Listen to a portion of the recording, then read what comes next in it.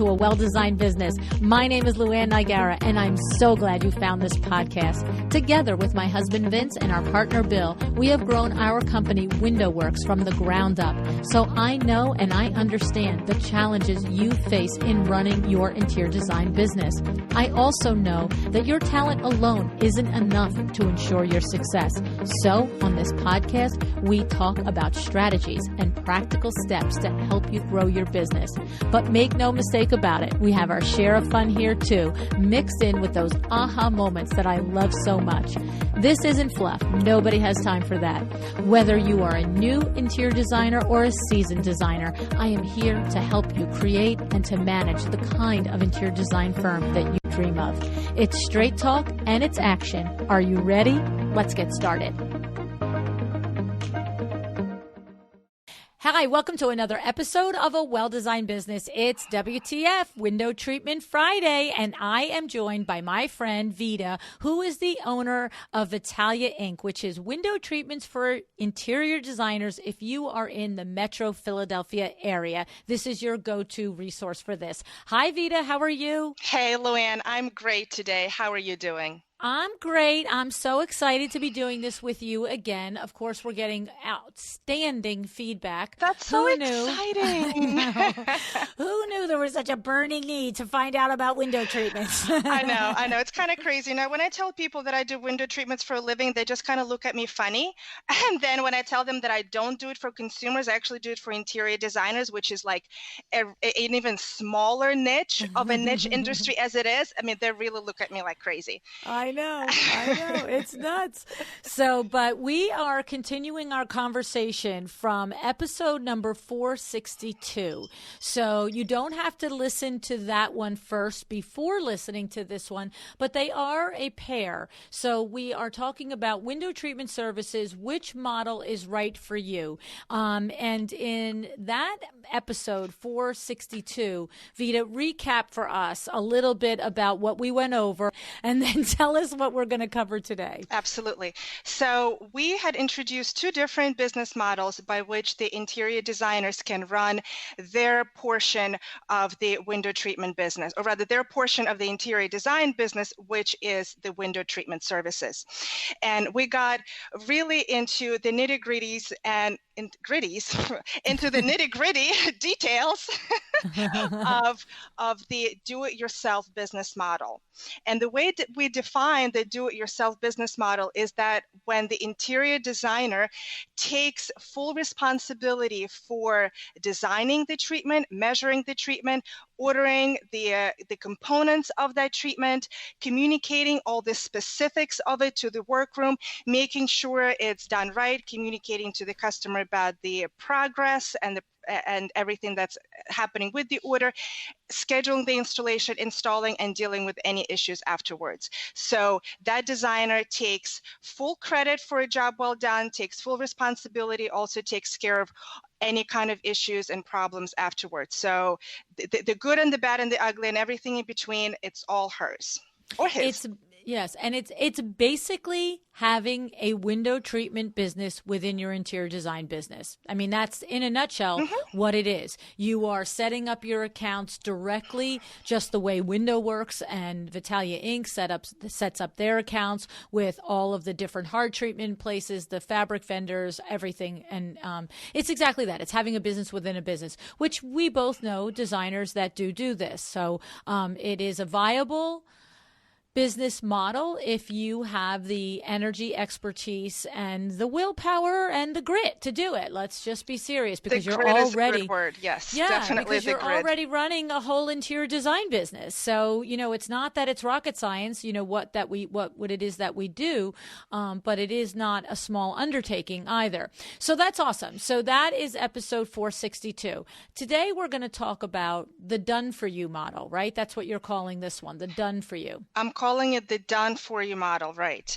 Where that interior designer takes care of some of the aspects of this service, such as, and we'll get into it more, but some of the aspects that really are, I think, more fun and some that the designers love doing, like fabric selections and design selection, but that everything else all the behind the scenes actions and everything that needs to happen in order to make that vision happen and have it come to fruition, that is taken care of by somebody else.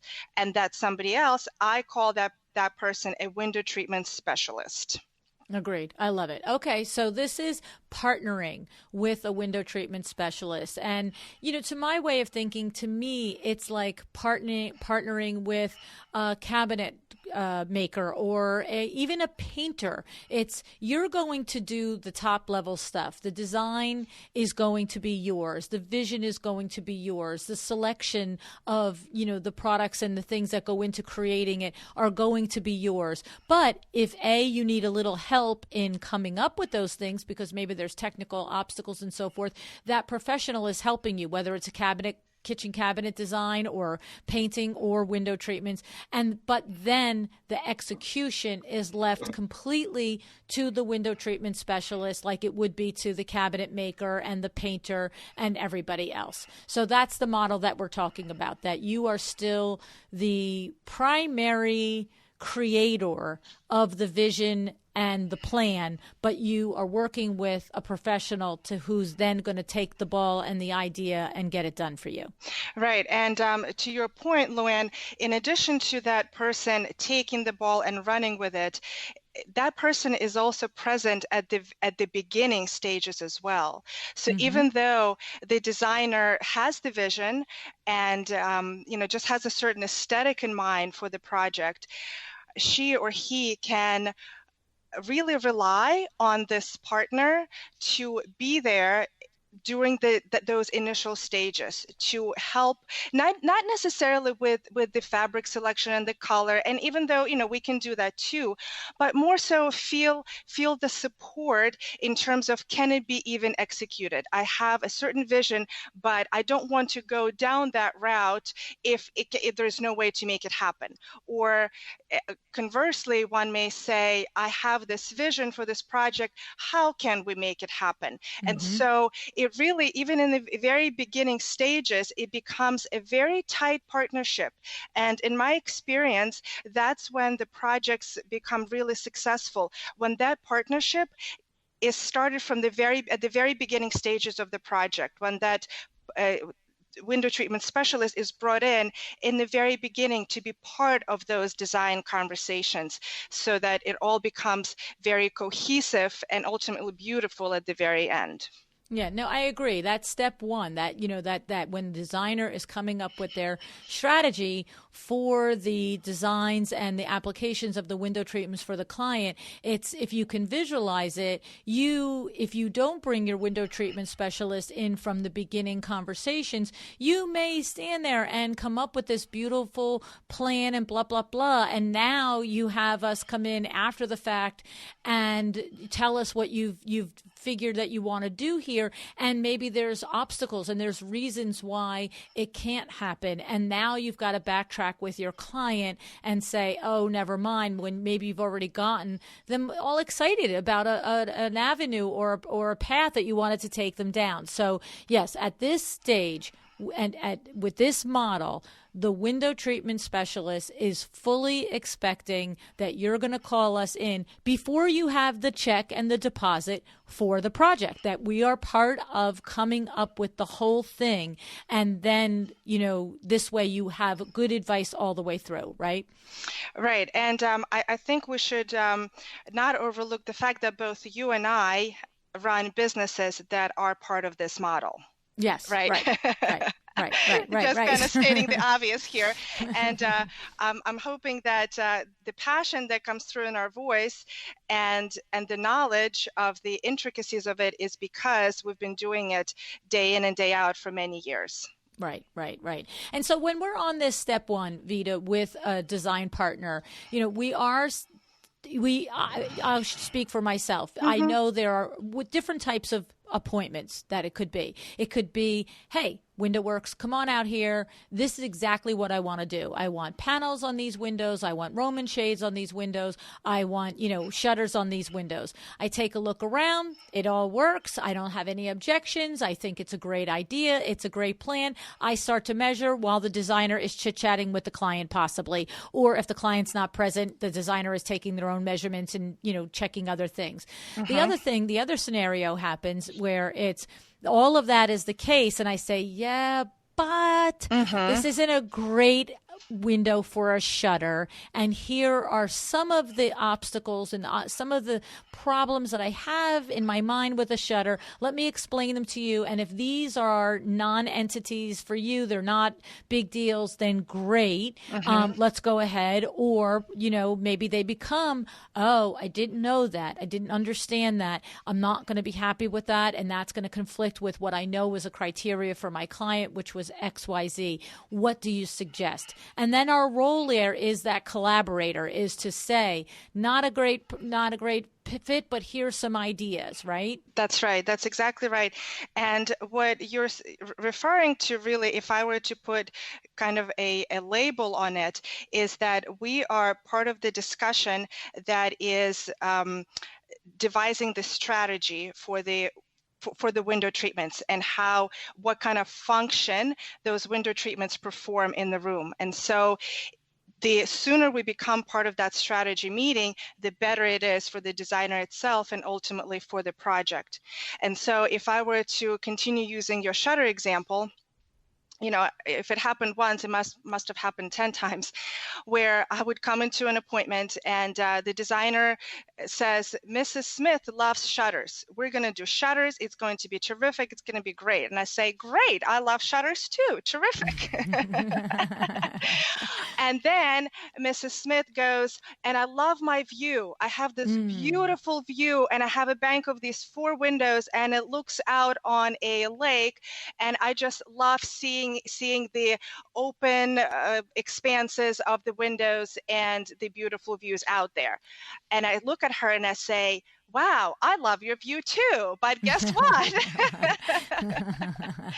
This is not a good solution. The preserving of the view and your loving and wanting the shutters are pursuing 2 completely different strategies.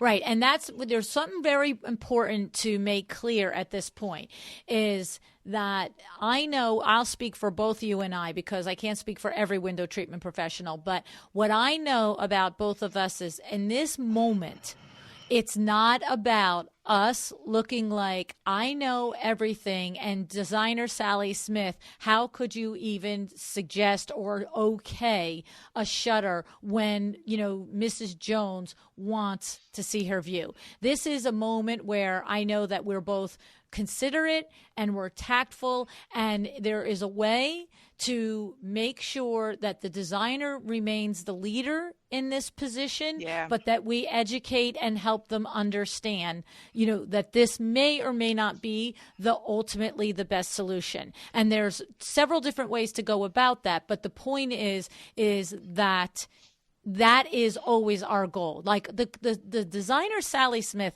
is our repeat client. That's never lost on us. That's right. So it doesn't serve us to be in front of or towards your client, really don't know much about window treatments, your designer here. Let me school you, right? So that's clear. And I think that's a fear. I think when you're not confident in window treatments as a designer, and it's easy not to be because there's a gabillion details, okay? So when you have a little insecurity about window treatments, it's natural to think that, will my client look at me as less than if I bring somebody in here that knows more than me? Yeah, right? that's actually a very, very astute observation.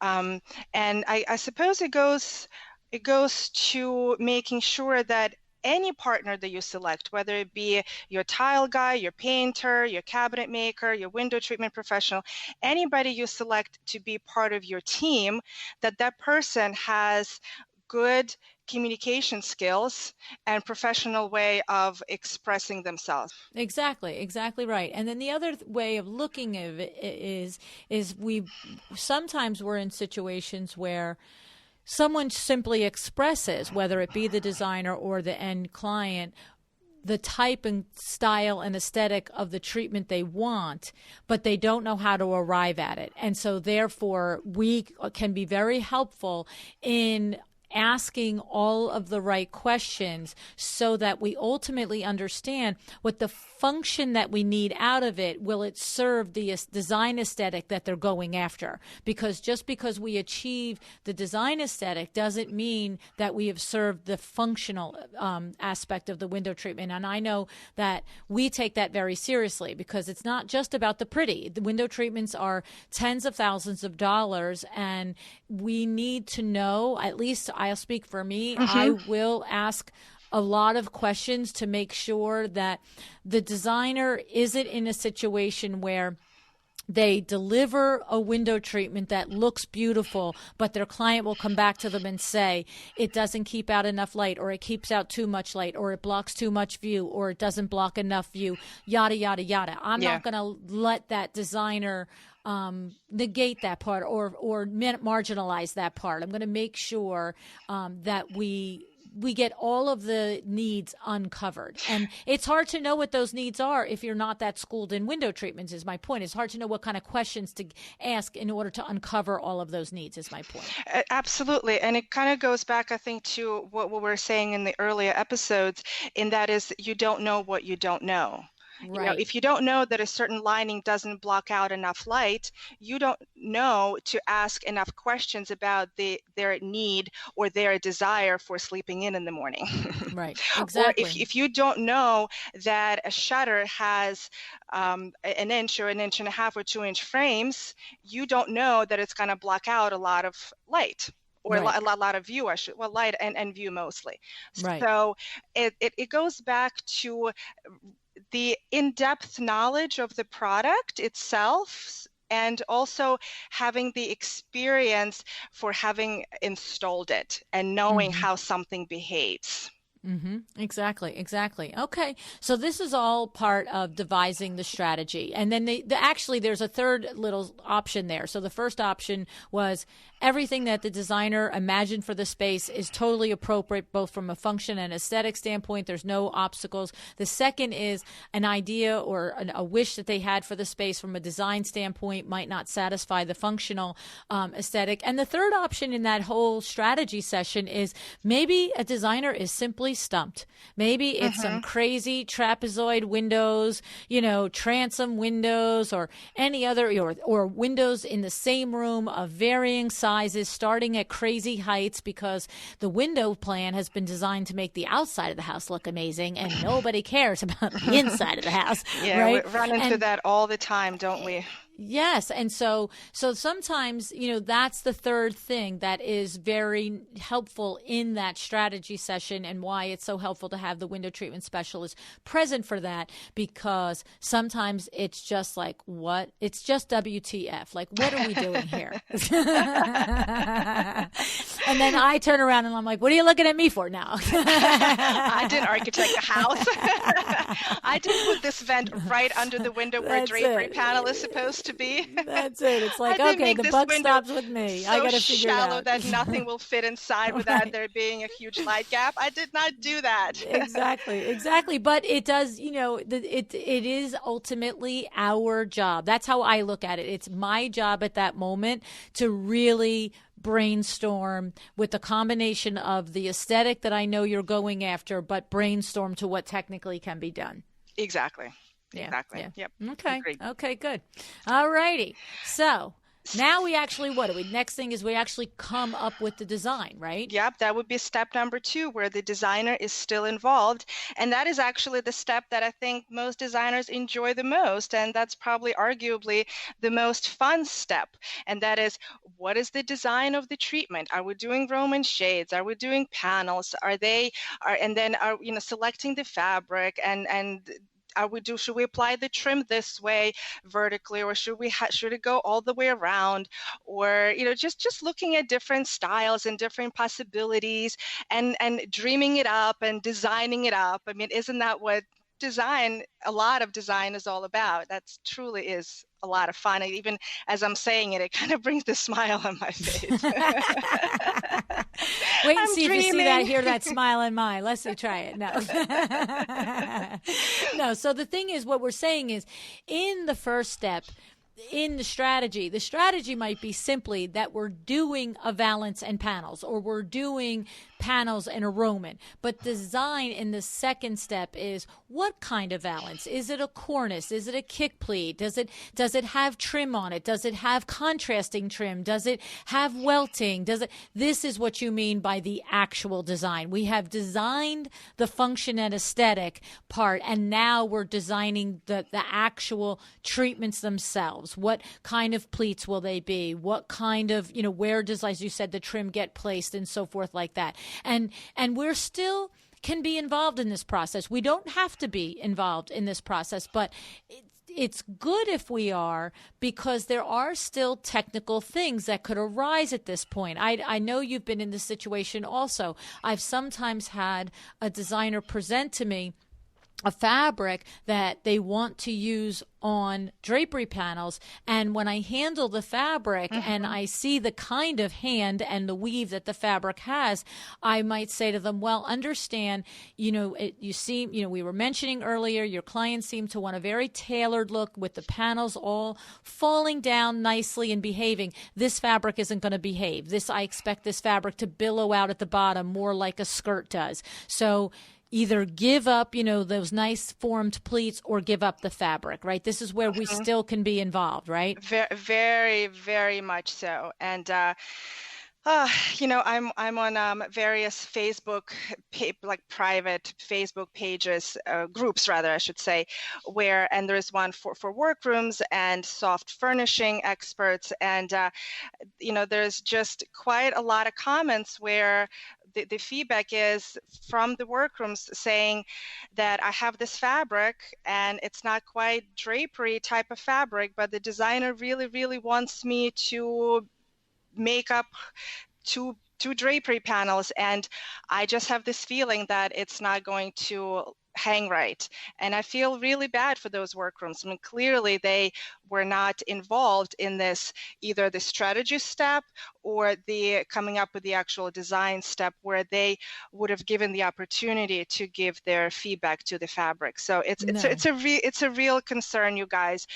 So if you're unsure about the fabric, and even if you're sure before you commit to it, before you fall in love with it, and Mary Smith falls in love with it, run it by your workroom or your window treatment specialist, and just make sure that it will do what you want it to do, because the idea is to make your design vision a reality. I mean, even simple things like, for example, trim placement. So if you're going to put trim on the leading edge, and if the simple things like if the lead edge hem is 1.5 inches turned, but the trim is 1 inch, I will turn around and adjust my hem sizes so that the seams line up. So I don't have, right? Like, don't you do that, right? I do that very much so, right? Exactly. Or I turn around and say, look, we can either put this at the edge and I'm going to change the hem size, or we could put this 1/2 inch in from the edge, and the 1.5 inch trim, the 1 inch trim will line up with the 1.5 inch hem. And the fact is that this is not typically the type of decision that will rock a boat. 99.9% of the time, any person in their right rational mind is going to say, yeah, okay, change the hem size or move it over. But the idea is that this is the conversation that you get when you are working in this business model. Whereas if you were working in the original business model from episode 462, if your workroom does standard 1.5 inch hems and you give them a 1 inch wide tape trim and say put it on the lead edge at the edge, you're going to have the hem from the tape, and then 1/2 inch over you're going to have the hem, the seam from the, I said hem, seam from the tape and the seam from the hem, which again, you know what, are 6 out of 10 people going to notice this? No, but we're talking about high-end window treatments here. We're not talking about stuff off of a package at a box store. We're talking about you as a designer and your consumer who have spent a lot of money for these. And those are the little nuances that you get when you work with a window treatment professional, those types of tips, right, Vita? And, to just even building on that point, just the mere fact that you would even think of that, that should give your designer a huge confidence level in everything else that you would be thinking about. These are the things that you learn by making the mistake. That's the truth of it. It's the truth of it. That's how you learn this. You learn it because you didn't think of it, and then you looked at the finished product and you went, I should have told them to make the hem the same size as the trim. But this is the advantage of the DoneForYou model, because it is so much more likely that I've made 5,000 mistakes before we've even met each other.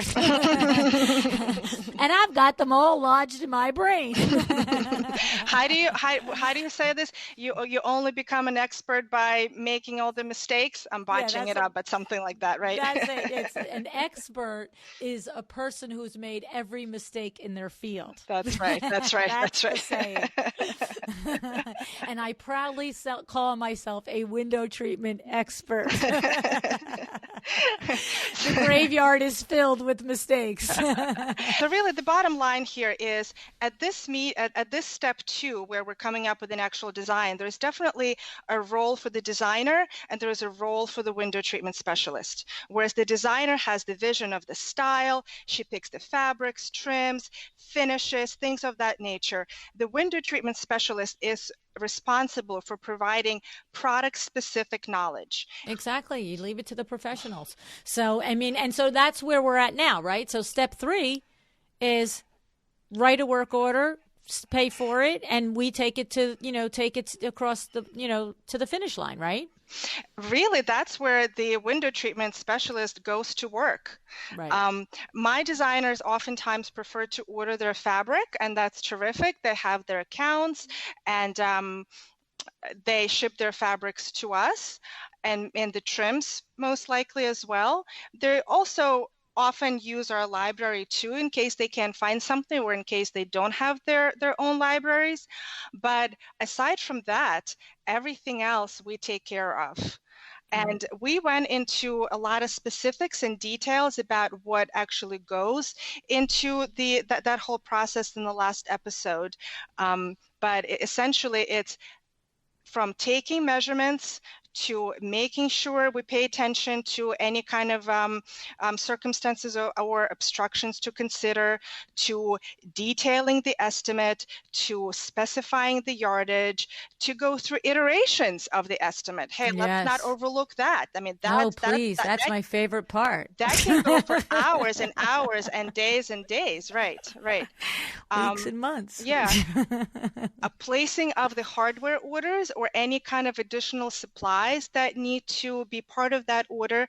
Of course, taking care of the fabrication, keeping the designer and the client in the loop with communication. Now, with Vitalia Inc., we have a system where every week our designers and the end clients get a communication from us, letting them know exactly where they stand on each of their projects.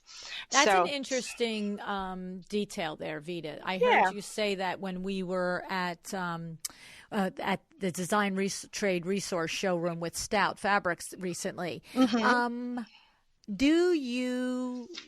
You must, it seems to me there must be some designers that are like, I'm sorry, don't be communicating directly with my client. And if that's the case, then you won't. I've got to believe, right? Of course. Right, yeah, right, of course. Right. Of course. Yeah. I have to tell you, it happens very rarely. What happens, because we're a part of the process from the very beginning, we're part of that strategy meeting and the design meeting. We know Mrs. Smith. We've shaken her hand. We've talked about our kids. We've just become, acquainted. And the truth of the matter is that somebody has to let Mrs. Smith know what's happening with her project. Because the lead times, as we know, are often anywhere from 4 weeks to 8 weeks. That's kind of the standard. And if the fabric is on back order or something needed to be reselected, or the whole iterations of the estimate went around for way too long, that whole process can be anywhere 12 weeks, and beyond, whatever it may be, depending how long decision making took and availabilities took.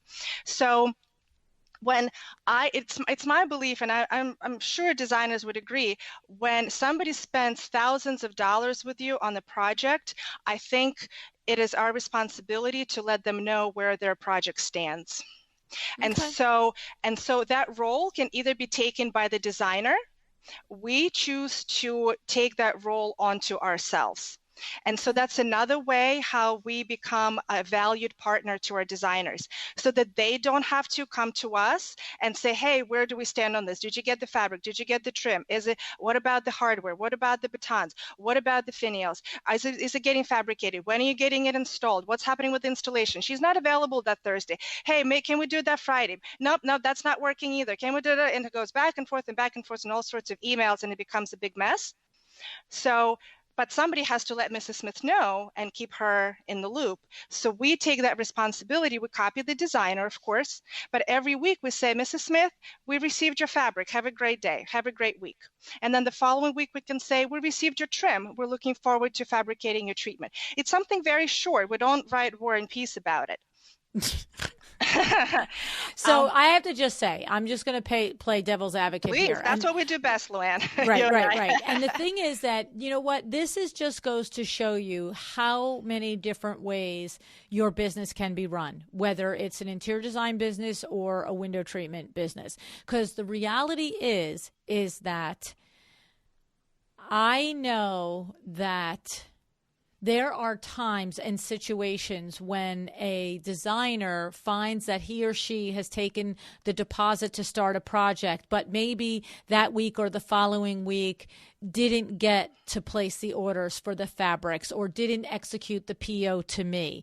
And that's one delay. This whatever happened could be delay. And then another delay could be that the fabric that the designer ordered was back ordered and they didn't let the client know, and you maybe received one fabric, but you haven't received the other. You haven't been notified it's back ordered. The client hasn't been notified it's back ordered. And I could just see a red flag if I'm sending an email to the client and the designer and says, hey, I got fabric 1 and 2, fabric 3 isn't here. And I'm just thinking about the poor designer in that moment going, oh my God, that one was back ordered. I never told the client. We didn't reselect, blah, blah, blah. So I look, what works for you is working. I'm not debating and I'm not suggesting you should change because Vita, I know you enough to know that it's working for you and your designers. But what I want to say is that it doesn't have to be that way, that you don't have to have a status update in the same email that your client does, because for us, we do the status updates to the designer in case they've dropped a ball, quite frankly. You know what I'm saying? And I also, this is just our differences of opinions on things. And what I know is I'm around the bush enough times to know that there isn't one way to do anything. You see what I'm saying? And when you are running it and it's working well, that doesn't, just because I can't visualize doing it doesn't mean it's not worthwhile. So I'm not saying that. But I just feel like I also don't want to foster direct communication with the client on all of that basis, because if down the road there's a problem, I don't want that client to feel so cozy with me that they can start to talk to me about solutions without the designer in the middle of it.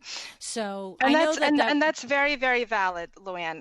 Regardless of which communication tactic your company and my company takes, and that is completely really driven by what the designer allows us to do. So if the designer tells us not to communicate with Mary Smith, we won't. Hey, easier for us. So we don't need to, belabor it. Yeah. I just want, if you're new to window treatments, which is the whole point of this series, I want, like, me, I'm always thinking about the elephant in the room. What is the one thing that somebody's thinking? And if one person is thinking, my systems aren't so great, I don't really need, Mrs. Jones to know that I didn't order things yet. And I just saying that this is like, it's like the podcast. It's not Maury Povich. We're not out to out anybody. We're our partner to have a back. But anyway. So actually, speaking, I digress. Yes, points very well taken. Absolutely.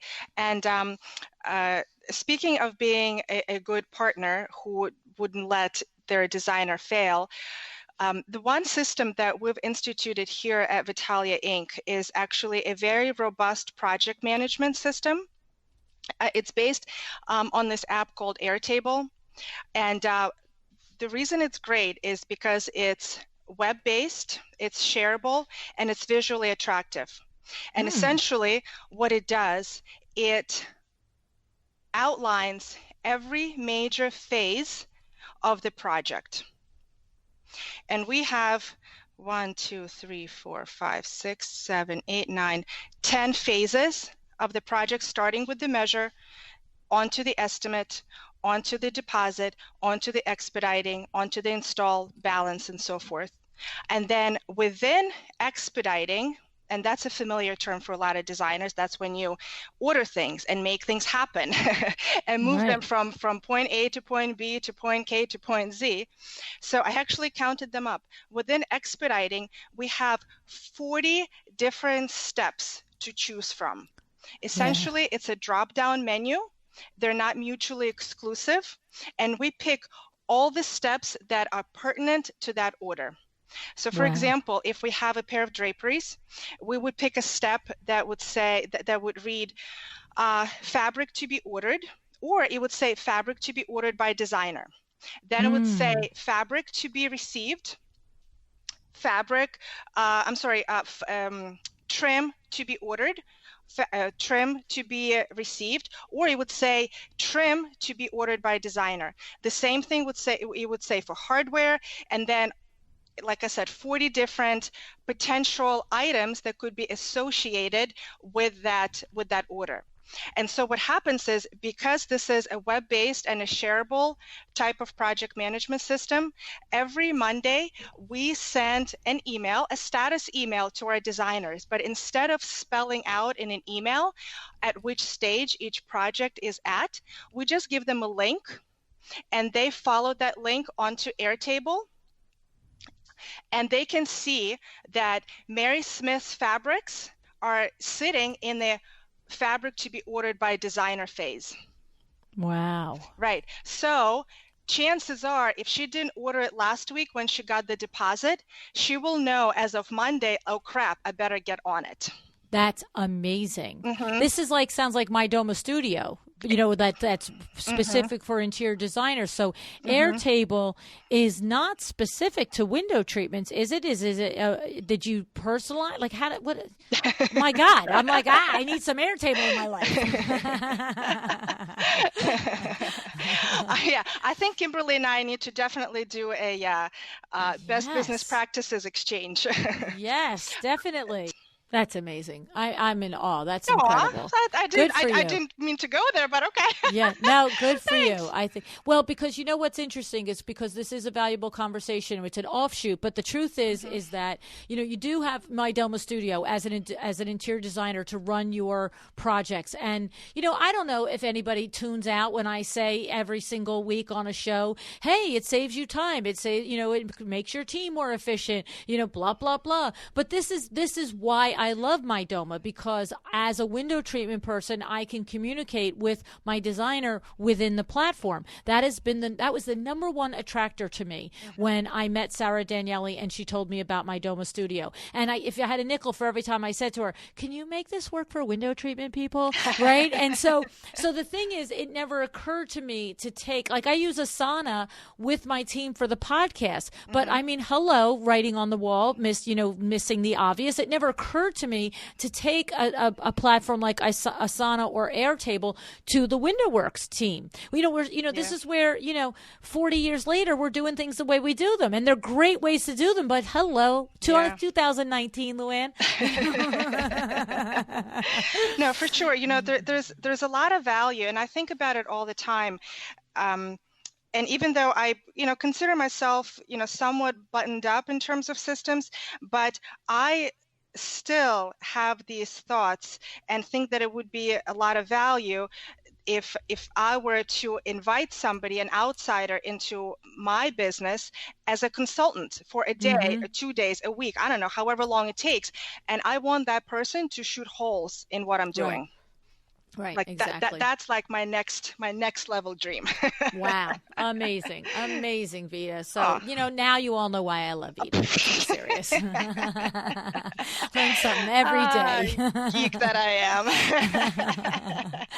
So here's the thing. Yeah, so where this were we? is, yeah, no, so it is. It's all step 3. Step 3 is all the gunk. It's all of this. It's receiving the fabrics, receiving the trims, placing the orders on our end. In your case, you are the workroom, and in my case, I'm now going to turn this over to a workroom and get them all the information they need. It's tracking it. It's keeping the statuses on it. It's making sure the hardware has been ordered. It's now also advising when it's time for installation time. We're, 2 weeks out, we're 3 weeks out. Get your ducks in a row, collect your monies, send your monies to us, like get everything ready. And then finally, we're going to take care of the installation, and we're going to take responsibility for the final product in its entirety, how it's executed and it's done, right? Yeah, and that, taking of the responsibility, that's a really big part of it. It's one thing to just say, oh yeah, we take responsibility. And it's another thing to live it every single day. And I'm sure, LuAnn, you have a ton of stories of where either the designer made a mistake, you guys made a mistake, something went wrong somewhere along the line, along the whole process. But the bottom line is the project needs to be saved. Right. And who's going to save it? You will. Exactly. Yeah, exactly right. Yeah. Right. No, it's the truth. I mean, how did you think I got to be an expert, Vita? All those mistakes. But that is it. It's, there's no drama. There's no histrionics or hystericalness or whatever the word is. It's just, okay, let's get to work to fix this. This is our responsibility to fix it. And even if, even if in reality the mistake is at the feet of the designer or sometimes the homeowner, I know that you agree with me. First we fix, then we figure out the logistics of who's going to pay or who's going to this, because first we fix. That's the thing that we do. It's like triage. Absolutely. Right? Absolutely. Yeah. The point is that this is the reality of window treatments, that the complexities and the details are so deep and so many layers that when you add it to what is already under the umbrella of the responsibilities of the interior designer, unless you have somebody dedicated in your firm that actually is going to handle this, having a window treatment specialist who partners with you is sort of like having somebody in your firm that's dedicated to handling this, is the point. That's a good way of putting it. I really like it. Mm-hmm. Yeah. So it costs some dollar bills for this, though, doesn't it, Vita? Well, there's certainly financial implications to all of it. And I think to your earlier saying, that is the elephant in the room here, perhaps. I think a lot of designers listening would say, yeah, anytime, every day, twice on Sunday, give me the DoneForYou model. I'll take it. But they're also asking, how much is it going to cost me?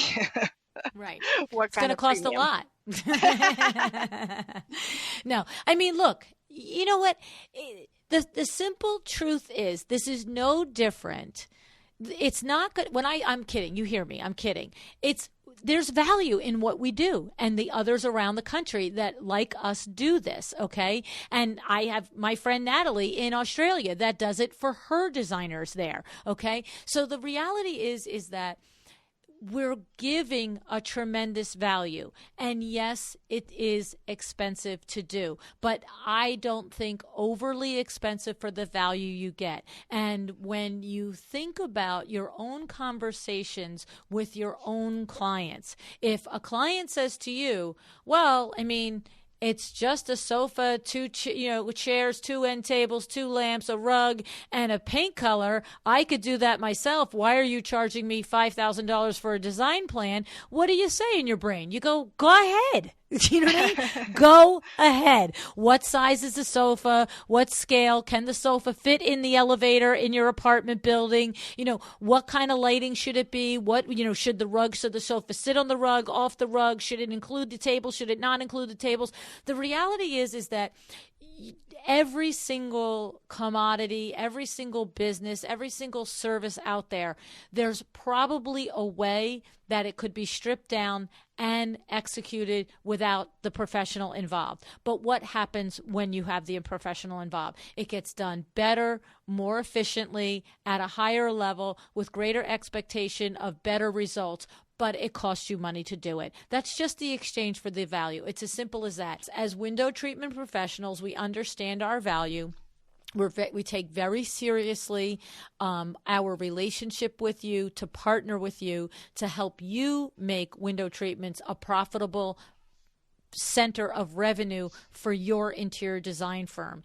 And I believe that this is a win-win for the designer and the consumer. All their interests are covered, all their interests are thought about, all of their goals are considered, and we at the end are willing to take the responsibility. I mean, what's not to love? I mean, I would invite the designers to think about how much free mental bandwidth they're going to have, not having to worry about the brackets and the rings and the tape and the hems and the fullness and the this and the that.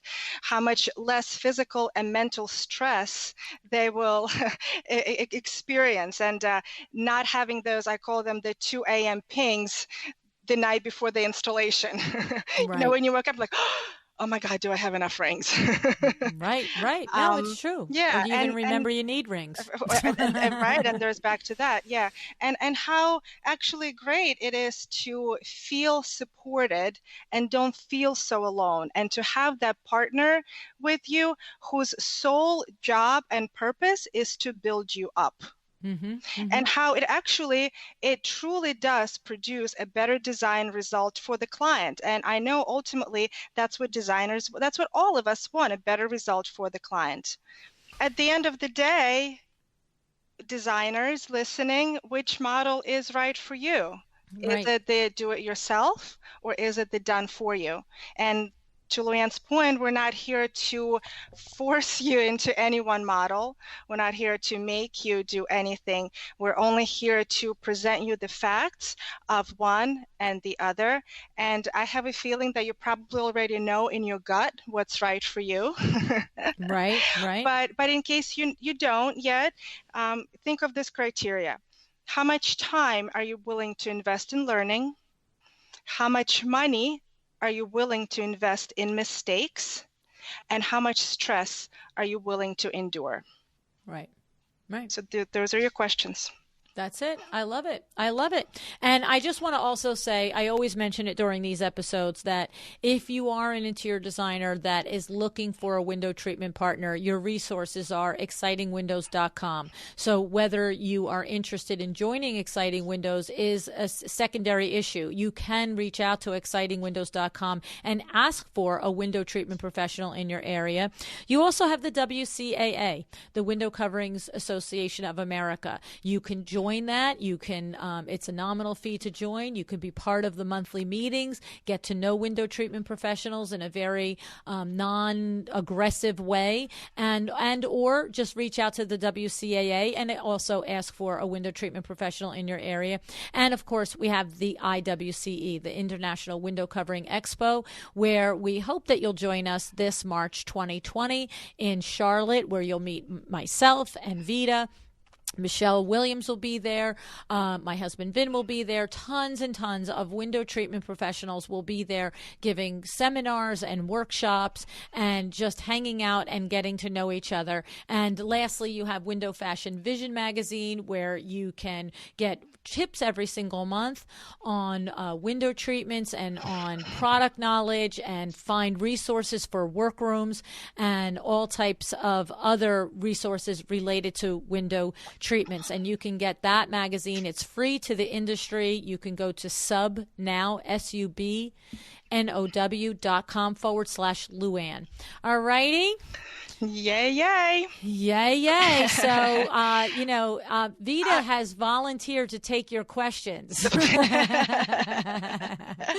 Well, the truth of it is that, it's fun to talk to you, LuAnn. It really is. But I would also love to talk to you guys, those listeners who are doing window treatments currently, who are not doing them at all, who are somewhere in between. What are your challenges? What are your problems? What are your tribulations? What are your wins? And which model are you using? Or maybe, there's, of course, somewhere in between. There's a combination of these two models that we talked about. I would love to hear from you. I truly, truly would. I am super approachable, and I am a real person, and I even have an email that I'd like to give to you. Crazy lady, here it goes. Go ahead. So, I mean, it's easily found on my website. It's out there, so it's not like big whoopee secret I'm giving out. So it's vita@vitaliainc.com, or you can always find me at just vitaliainc.com and search around there. But I would love to get a direct email from you too. LuAnn always says, please give us your feedback to the podcast on either Instagram or her Facebook page or LinkedIn. And of course, we would love to hear your feedback. But I'm also thinking, if you have a question and you don't quite feel comfortable asking that question in the public forum, this is a safe place for you to ask your question. And what will happen, I will not only try to help you out with your question to the best of my ability and time constraints, but also that question may be the basis for one of the next episodes. Right? And the whole idea is to make this as valuable for everybody as possible, because God knows LuAnn and I can chat about this forever. But the idea is to make this the most valuable thing for you guys. So that's awesome, Vita. Thank you. And also, as a reminder, Vita typically will prepare a PDF that will accompany these episodes with checklists and different points that are valuable. So if you're driving, running, doing laundry, you don't have to worry about taking notes. And you can find any accompany PDF for any episode that's created at LuAnnNigara.com/goodies. So I'll just give you a little bit of explanation on this. So typically, you have to, whether it's a lead magnet that you develop for your own business or a lead magnet that I have got for this podcast, or other podcasters do the same. The point is that usually every single time you put your email in, right? And so that you get on my email list, or that other person's, or somebody gets on yours. What we've decided to do is you get on one time, and then you can just check back. You can go to this LuAnnNigara.com/goodies. And if you've already joined my email list, anything that we upload there, any goodie that we've got, you can go and access. So it might be you go to look for the window treatment goodie, and you find something from an episode, from a month ago that's unrelated to window treatments. It's all there for you. LuAnnNigara.com/goodies. All righty, Vita. Well, all right. Thank you, as always, for, bringing so much value to us and helping us navigate the window treatment aspect of our business. And I look forward to having our next one. And in the meantime, guys, I just got to implore you to take some action. Maybe you want to go get your business organized like Vita did. Of course, you have it easier because my DOMA Studio is set up for you, and it's all intuitively done. So you don't have to rewrite the program there. But do something that makes you feel good. Do something that moves the needle on your business. And you know what I'm going to tell you next? I'm going to tell you to decide to be excellent. Thank you so much for joining me again today. This podcast is a production of WindowWorks, your resource for custom window treatments and awnings. To learn how we can help you on your next interior design project, go to www.windowworks-nj.com. And if you're interested in working with me on your business, either through masterminds or one-on-one coaching, or you want to know how to get my book, The Making of a Well-Designed Business, or you just want to know what's going on in the podcast land and where I'm going to be, all of that is found at LuAnnNigara.com. Thank you so much. Have an excellent day.